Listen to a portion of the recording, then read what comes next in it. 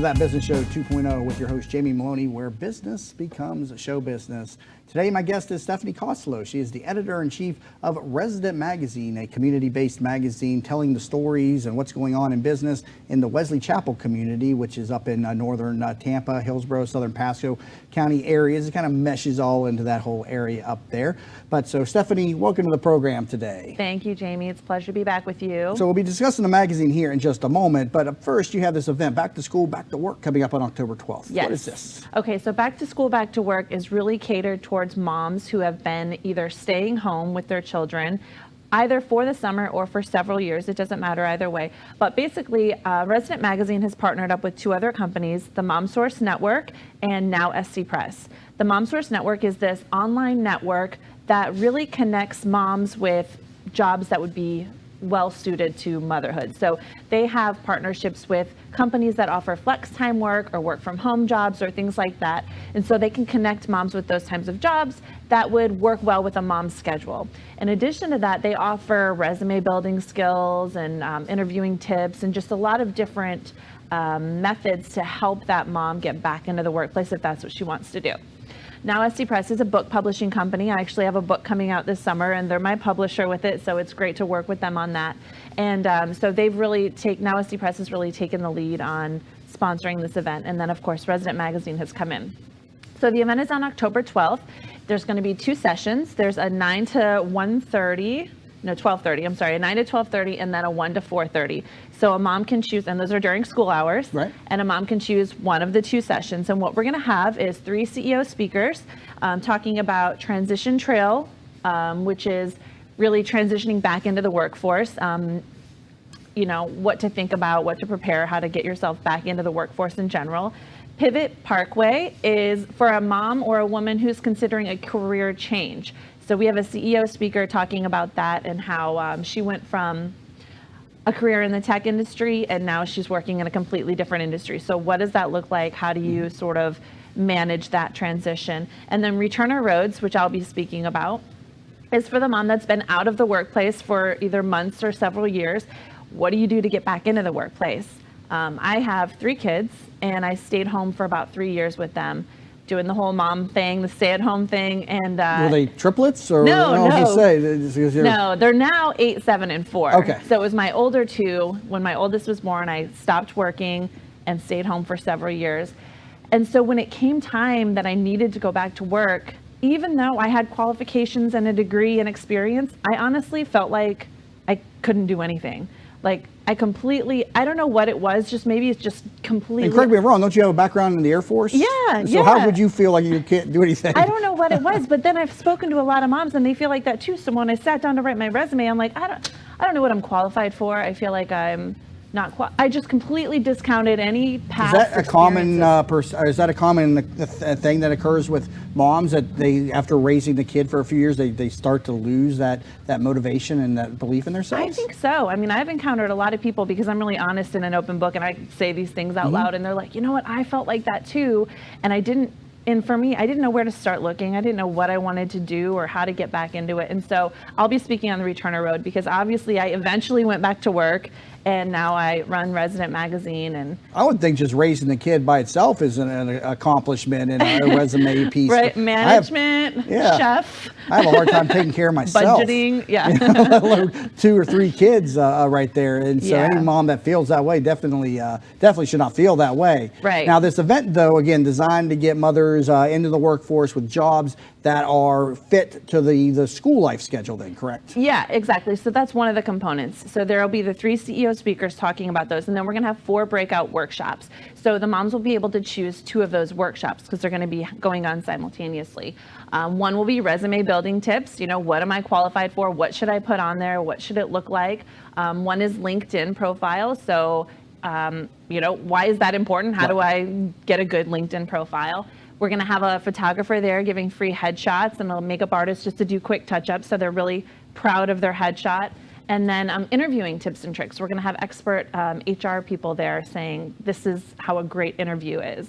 And so there's really a lot to gain for the moms that attend this And this again going on October 12th. October Available 12th. on Eventbrite. Back to School, Back to Work is the name of the event. Did I get that correct? Yes. Back to School, Back to Work. Yeah, totally free event. So they just need to register. There's no cost to attend. But I have one ask. So we have a venue that has now fallen through. And so we're looking for a venue. If anybody is listening or out there that knows of a venue, we basically need event space for the conference area and then 3 breakout rooms.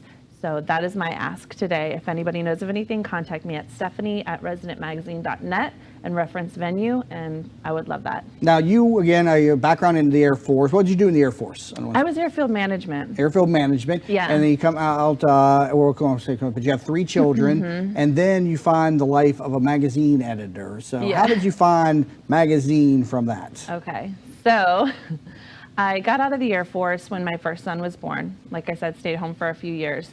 And then I got into kind of the corporate world eventually when I landed on my feet and got a job. I was doing executive assistant type thing, and for a couple of years. And then I ended up moving to Florida in the real estate industry, which didn't work out. It's tough business. I've been in there 10 years. Yeah. Yes. But then I ended up working in mergers and acquisitions for a while, and that was fine, but again, not really the right fit. So I kept jumping from thing to thing, trying to find that right fit. Right. And eventually I ended up going back to school. So I got my master's at USF in Entrepreneurship and Applied Technologies. And so while I was doing that, I started writing for the previous owner of this publication. And the whole time I'm getting my master's, I'm trying to think of a way that I can work and provide an income while also be a single mom to 3 kids. And how do I finagle that with the hours that I need to be away from home and bringing in income and events and networking and all of this. And so I was really kind of in a catch-22 because I wasn't bringing in enough money to make enough to pay childcare and pay all my bills. But then I couldn't not work. Right. So it was really a difficult position, and I didn't know what to do with myself. So there I am finishing up the degree, and the previous owner of Resident Magazine asked me if I would write some articles. So I did that for a couple of months, and I mean, it was just fun. I just enjoyed meeting the people and being involved in it in that way. And she approached me about 6 months into it and said, listen, Stephanie, I have to move for her own reasons. Right. And she didn't know what to do with the magazine. So we kind of talked through our options. Well, you could sell it, or you could, stop doing it, or this or that. And then eventually we decided that it would just be best if somebody took it over and ran it for her.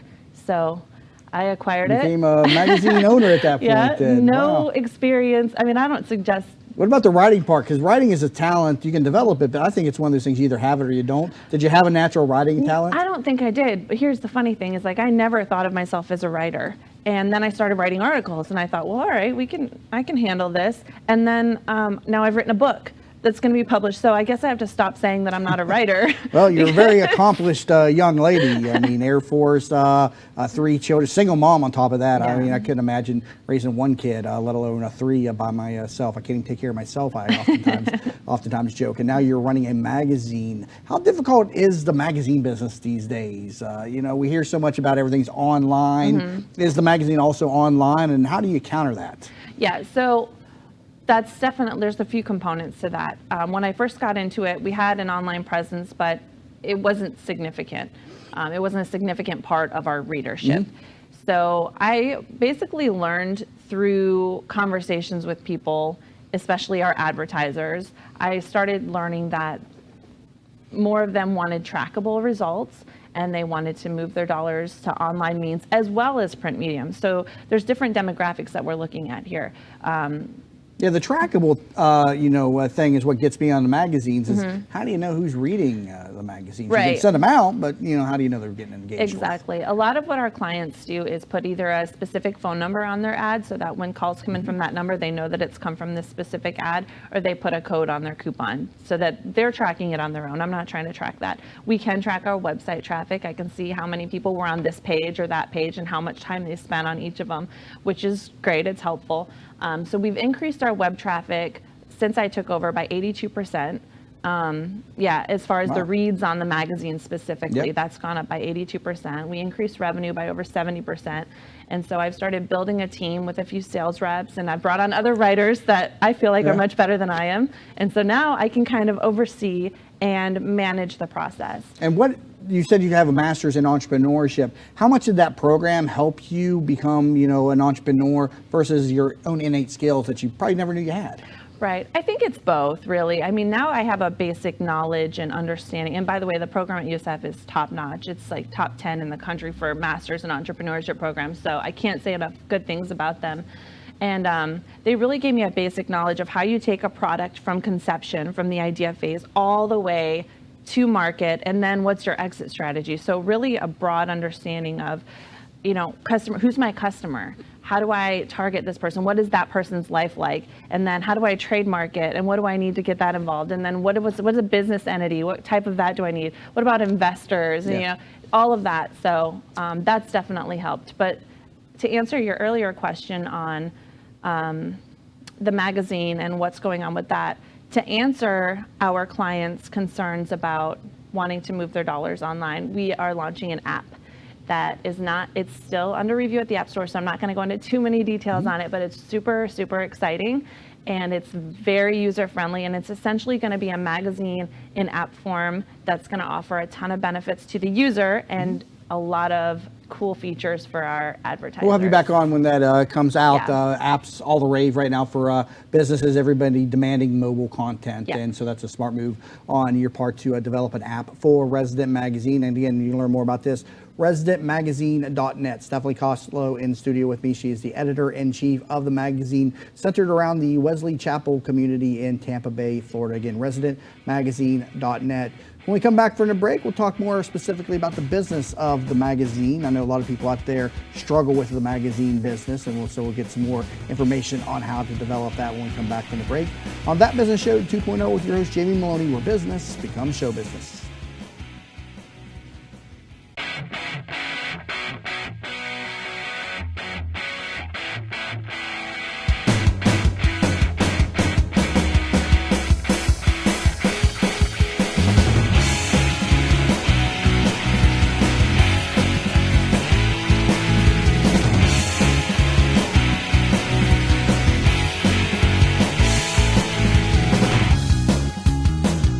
And we're back to That Business Show 2.0 with your host, Jamie Maloney, where business becomes show business. Talking with Stephanie Costolo, editor-in-chief of Resident Magazine. Learn more at residentmagazine.net. So Wesley Chapel, I talk a lot on my real estate show because I'm a real estate agent, that a lot of development, a lot of stuff's happening up in the northern end of Hillsborough, which is the southern end of Pasco. They kind of, in my opinion, they kind of mesh together, there, that whole area up there.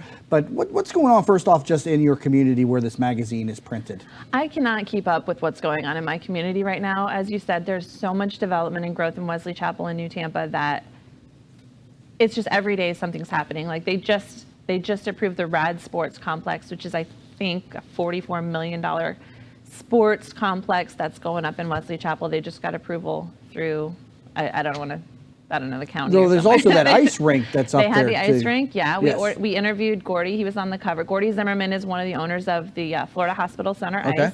And we interviewed him a while back when they were still under construction. I've done a lot of different things, but I've never been on ice skates. Have you tried ice skating? I've yeah. never done. I've been on rollerblades. Does that matter if I'm on those? Does that help? No. No. I'd have to try that sometime. I've never been on ice skates. It's good. I took my daughter when she turned 7 for her birthday, and it took me a few minutes, but I got the hang of it on the ice and I could manage. But my daughter was like Bambi, like arms and legs just flying all over the place. Right. She couldn't stand up to save her life, so we need more practice on that. But it's just a really cool facility. It's the biggest in the southeast of the U.S. It's got 4 sheets of ice. Olympians are training there, correct? Olympians are training there. Yeah, we have a lot of really high-level people that come in. They just had the Idol auditions, the American Idol for Tampa Bay auditions, held at the ice rink there. And I didn't know that. Yeah, they that's just did that interesting. last week, I think. Wow, that's incredible to draw Yeah. the American Idol auditions Yes, up they have to a the lot Wesley of- Chapel ice rink. Now, coming back here to the magazine, then, what type of companies, what type of business owners still buy in the magazines? Who's attracted to the magazine? So a lot of different types of business owners are still attracted to the direct mail, hyper-local community magazines, primarily because their buyer, their customer, is in the demographic that wants to read it. I mean, the Wesley Chapel, New Tampa demographic is median age about 44, 45, higher income earning around $100,000 a year. So those people primarily still want written content on pages, and they eat it up. I mean, right. So some of the businesses, we have air conditioning companies that do really, really well with it, and a lot of the local companies, like the little cafes, or the I have a lady that does nails, but for people with autoimmune disorders like diabetes and things like that. And she said she started advertising in the spring, and by the summer her books were filled, and she had to actually pause her advertisement because she's like, I'm just a one girl, I can't take anymore.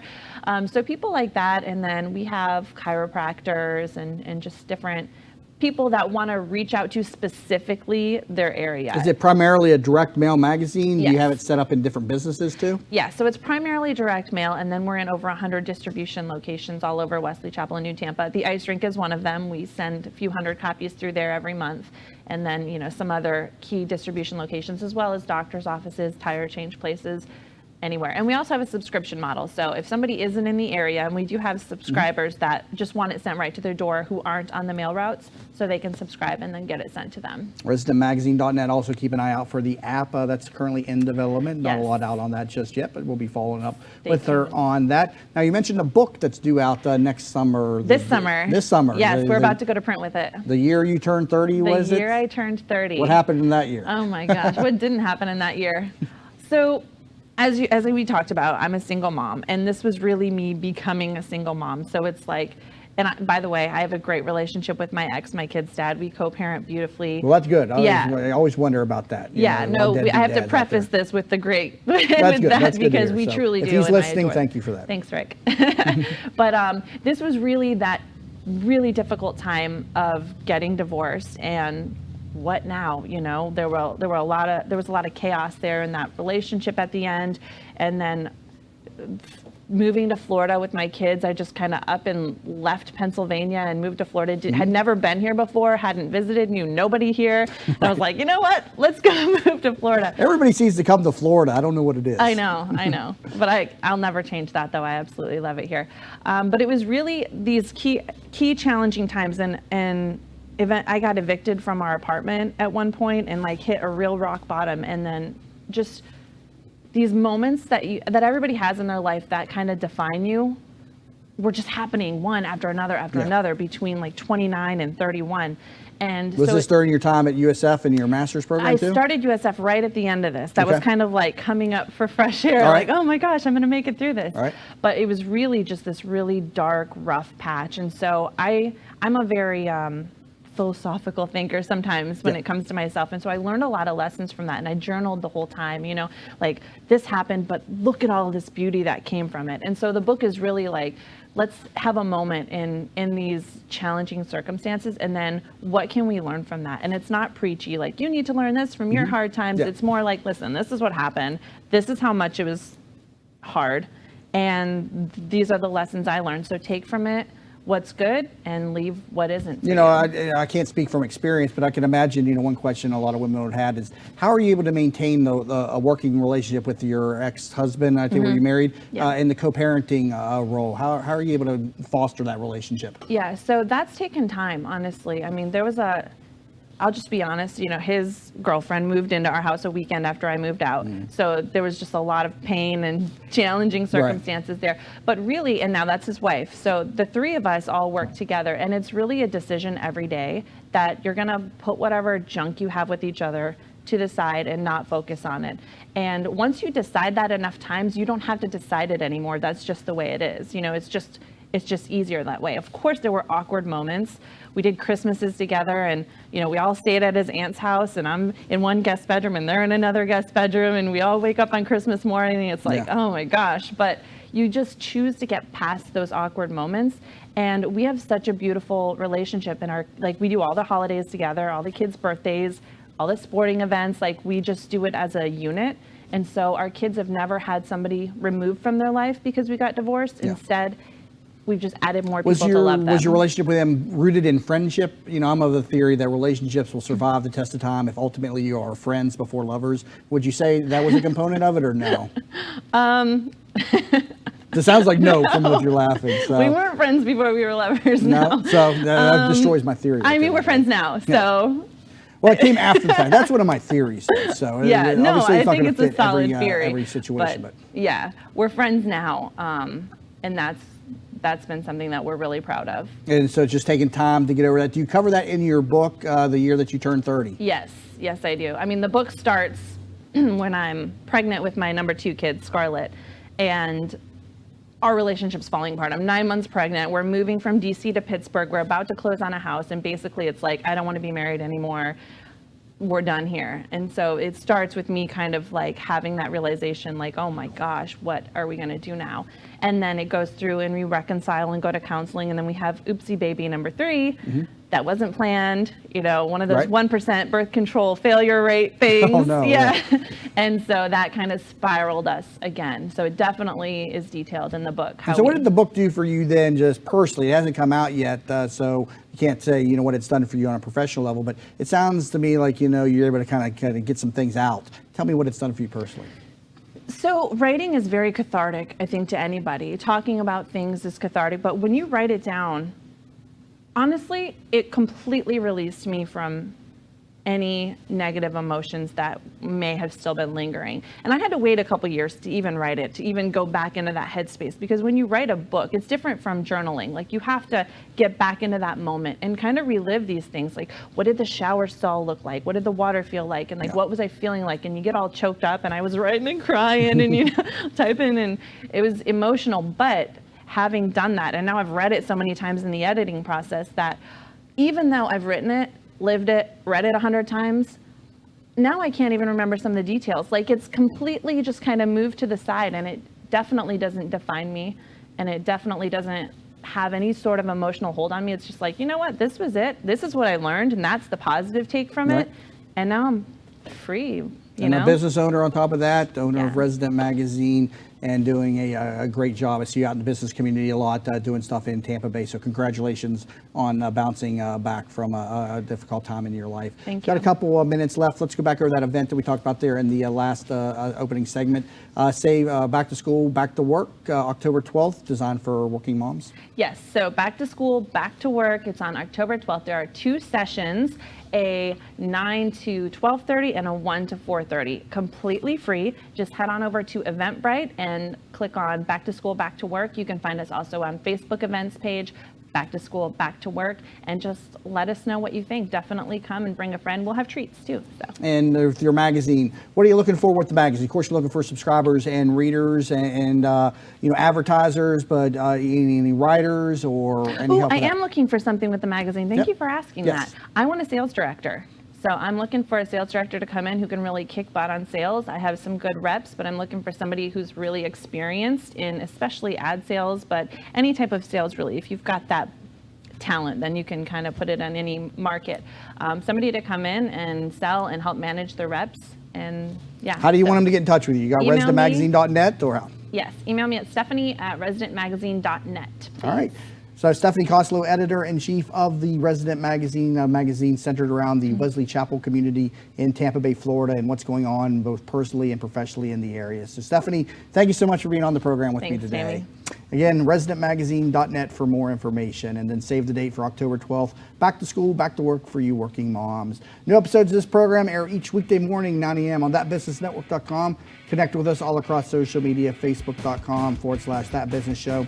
Also, our YouTube channel is easy to find. Just go to thatyoutubechannel.com. You're listening to That Business Show 2.0. I'm your host, Jamie Maloney, where business becomes show business.